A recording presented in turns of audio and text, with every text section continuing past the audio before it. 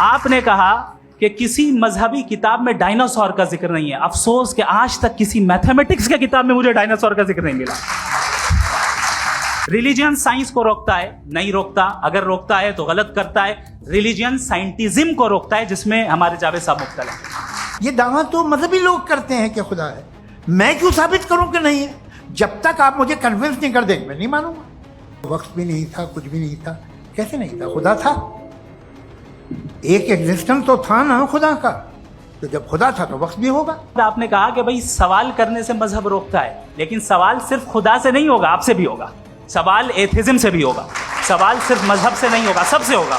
अब ये हम सोचें कि बहरहाल ये वजूद जो है मजहब और ये बिलीफ इन गॉड इंसान को बेहतर बना देता है। तो एक काम कीजिए, हिंदुस्तान वर्ल्ड का नक्शा लीजिए और मार्क कीजिए कि रिलीजन कहाँ कहाँ जाता है। रख दीजिए नक्शा अलग। अब दूसरा नक्शा कि कहाँ कहाँ नाइंसाफ़ी, रिप्रेशन, औरतों के हुकूक की पामाली, जुल्म, डिक्टेटरशिप कहाँ है। नक्शा एक ही होगा। हजरत, मैंने ये होमवर्क किया था और मैंने मिडिल ईस्ट का एक नक्शा लिया और यूरोप का एक नक्शा लिया। तो पता चला कि सबसे ज्यादा रेप केसेस जो हैं वहां पर है। ये दुनिया चल कैसे रही है और इस दुनिया का हाल क्या है? 45,000 बच्चे जो 10 साल की उम्र से कम थे वो गाजा में मरे हैं। भूख से काला हांडी में बच्चे मरते हैं और डिप्थीरिया से मरते हैं। इसलिए आप दुआएं मांगते हैं हमारी, ये काम कर दे वो कर दे, तो इसका मतलब डे टू डे लाइफ में वो इंटरफेयर करता है और ये देख रहा है वो। मैं तर्कों की श्रृंखला में राउंड 2 के लिए मुफ्ती साहब को आमंत्रित कर रहा हूं। आपके पास एक बार फिर से 7 मिनट का वक्त है। शुक्रिया। जनाब जावेद अख्तर साहब कई मर्तबा दोहरा रहे हैं कि फेथ का मतलब बताइए, फेथ का मतलब बताइए। मैंने बता दिया, फेथ सही भी होता है, गलत भी होता है। और आज हम फेथ पे बात नहीं कर रहे, हम ट्रुथ और डज गॉड एग्जिस्ट पे बात कर रहे हैं। क्या डज गॉड एग्जिस्ट, ये ट्रुथ यानी गॉड है या नहीं है, इसमें से दोनों ट्रुथ क्या है। अब आप उसे फेथ कह लें, बिलीफ कह लें, नॉट माई बिजनेस। उसके बाद आपने कहा कि भाई सवाल करने से मजहब रोकता है। मैं कहता हूं जो रोकता है वो रोकता होगा, मैं नहीं रोकता। बल्कि सवाल करें, सवाल करना चाहिए। सवाल कर करके तो हम आगे बढ़ते हैं, तरक्की करते हैं, और इसीलिए मैं आज यहां पे आया हूं। लेकिन सवाल सिर्फ खुदा से नहीं होगा, आपसे भी होगा। सवाल एथिज्म से भी होगा।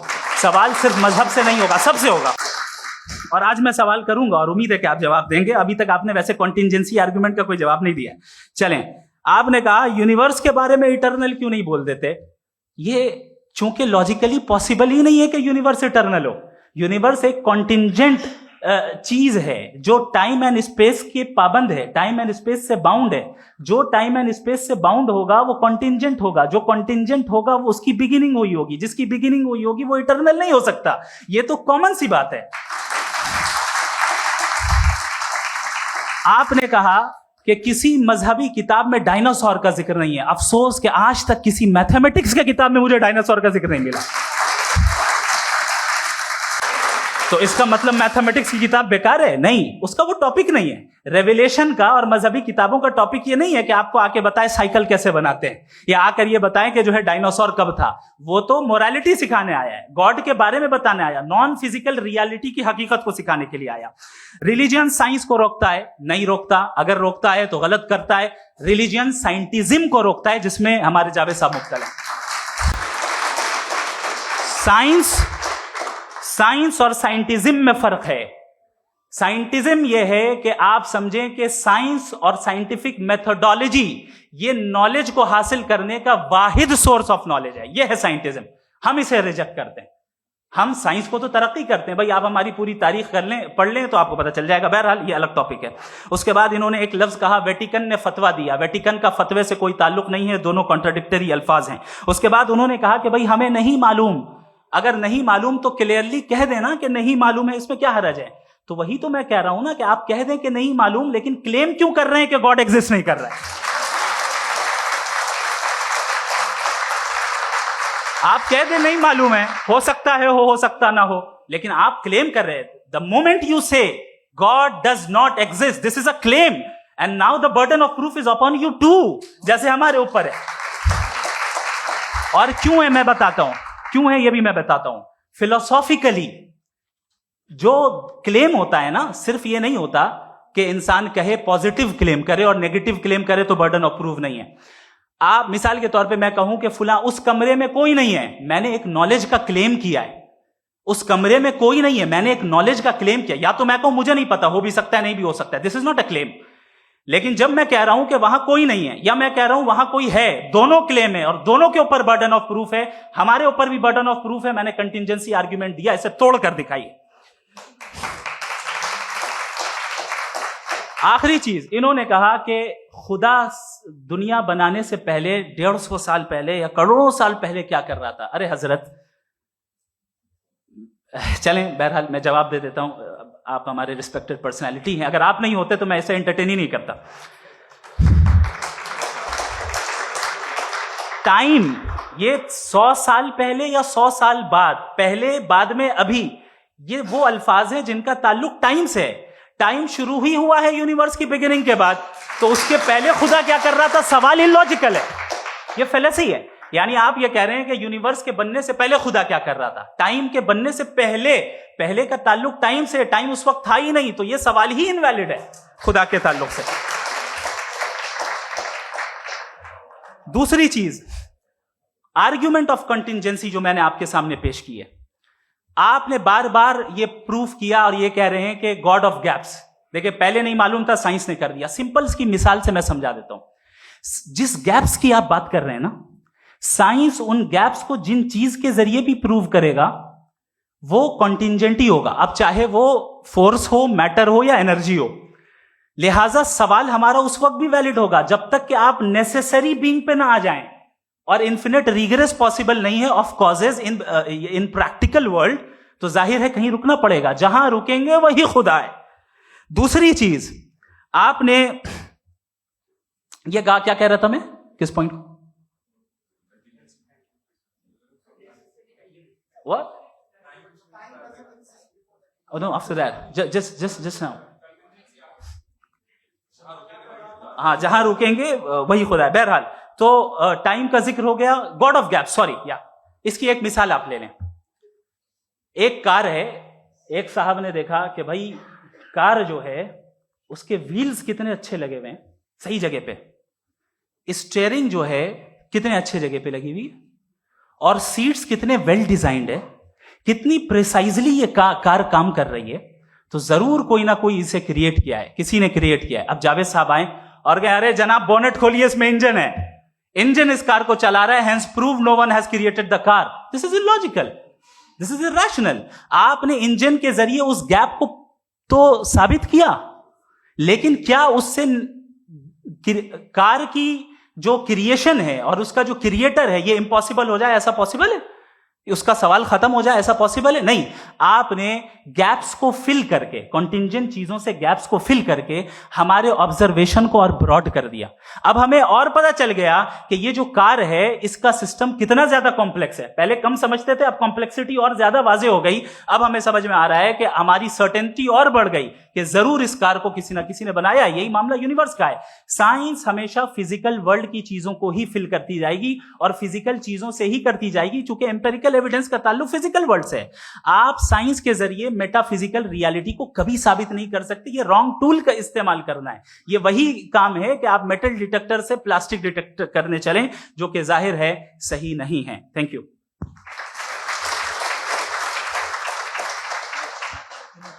जी, ये आर्ग्यूमेंट का राउंड 2 है। हाँ। 7 मिनट है।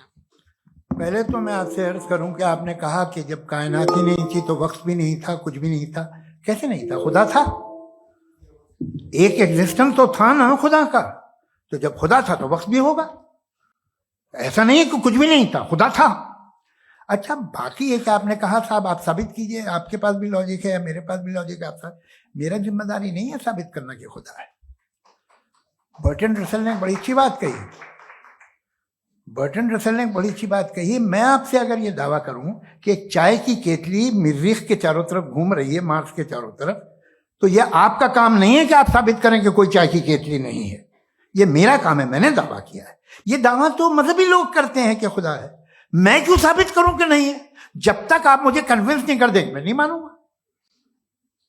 आपकी जिम्मेदारी है, मेरी जिम्मेदारी नहीं है।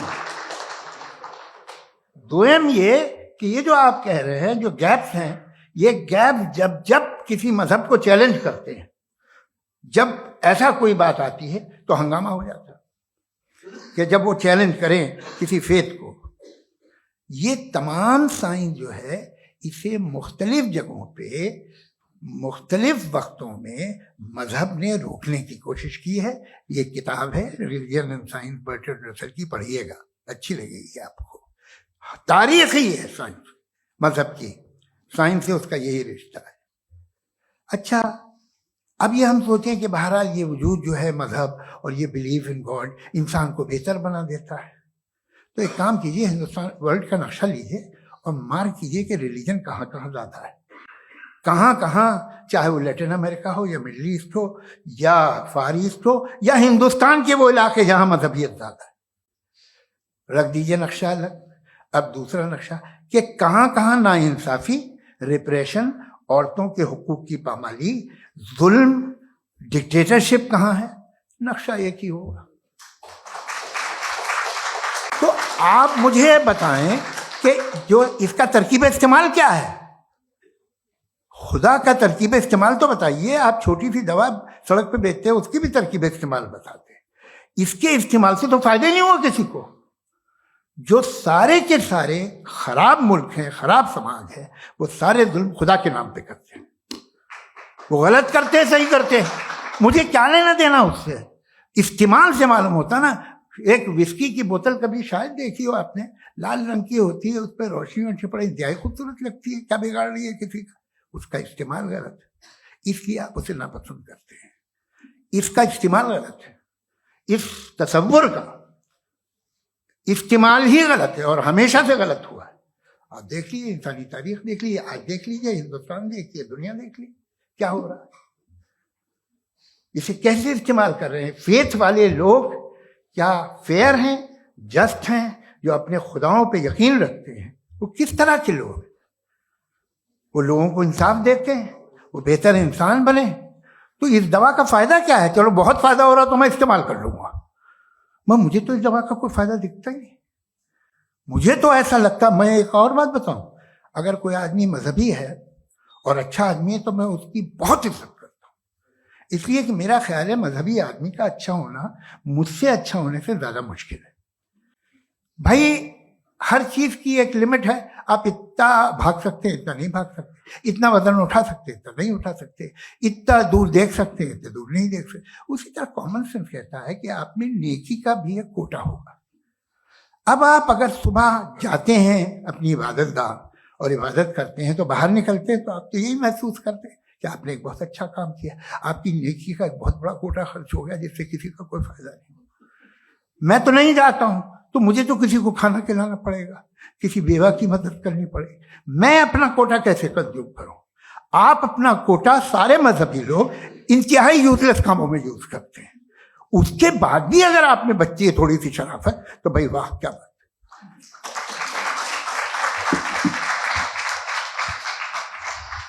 एक तो मुझे ये बात बहुत अच्छी लग रही है कि दोनों ही विद्वान समय को मानते हैं और बहुत समय से अपनी दलीलें और बाज दफा समय से पहले अपनी तकरीरें पूरी करके अपनी अपनी कुर्सी पर बैठ रहे हैं। ये इस आर्ग्यूमेंट का राउंड 2 पूरा हुआ। अब रिबटल का राउंड 2 है और उसके बाद क्रॉस एग्जामिनेशन होगा। नहीं, आपका आर्ग्यूमेंट हो गया सर। हमारे यहाँ स्कूल के सिलेबस में पंच परमेश्वर कहानी पढ़ाई जाती है, प्रेमचंद जी की लिखी हुई। आप निश्चिंत रहिए, आपके कोई राउंड में मिस नहीं होने दूंगा। रिबटल का राउंड 2, मुफ्ती शमाइल नदवी साहब।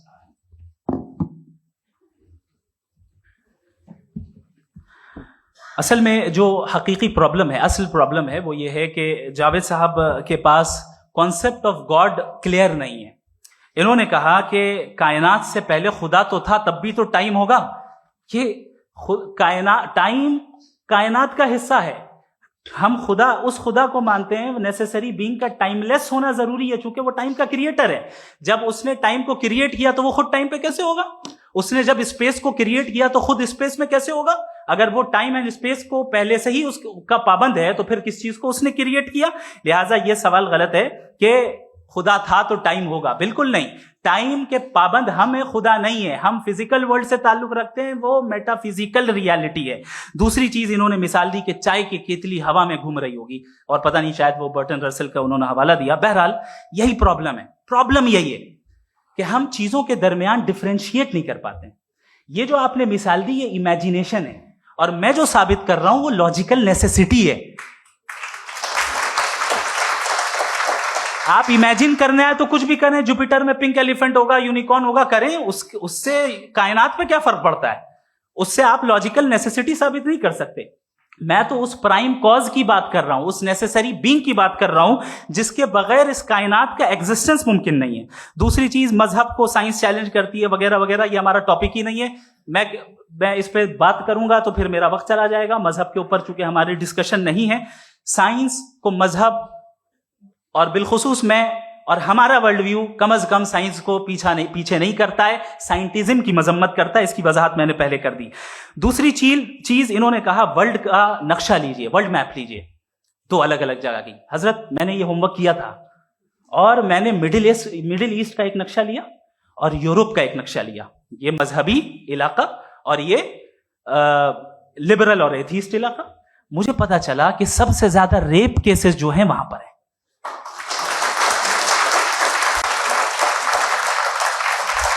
मुझे ये पता चला यूएन की रिपोर्ट के मुताबिक, मैं ये अपने घर से नहीं लेके आ रहा, कि जो वर्किंग वुमेन है यूरोपियन कंट्रीज में, उसमें 81% वुमेन सेक्सुअल हैरेसमेंट का वर्क में शुमार हो रही है। ये मिडिल ईस्ट में नहीं हो रहा है, वो मजहबी लोग हैं इसलिए नहीं हो रहा है। दूसरी चीज आपने ये कहा कि मजहबी आदमी का अच्छा होना हमारे अच्छे होने से बहुत मुश्किल है, बहुत मुश्किल है। तो इसका मतलब यह है कि गॉड के अलावा आपके पास अच्छे और बुरे का कोई स्टैंडर्ड है। मैं चाहूंगा कि कन्वर्सेशनल स्टाइल वाली डिस्कशन और सेगमेंट पे इसी पे बात कर लेते हैं। Thank you very much.